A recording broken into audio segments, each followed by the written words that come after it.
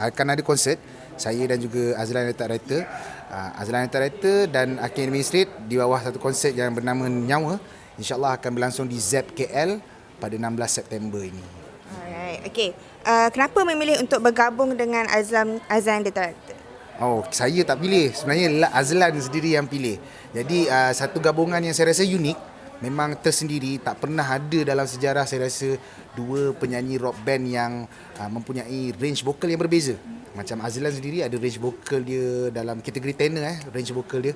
Range vokal saya dalam kategori baritone. Jadi bila bergabung ni satu perkara yang jarang berlaku. Dan uniknya kat situ, tersendirinya adalah dua range vokal ni. Jadi seorang boleh menikmati lagu-lagu yang apa orang kata dalam range tenor, ada juga yang boleh nikmati lagu-lagu yang dalam range baritone. Unik.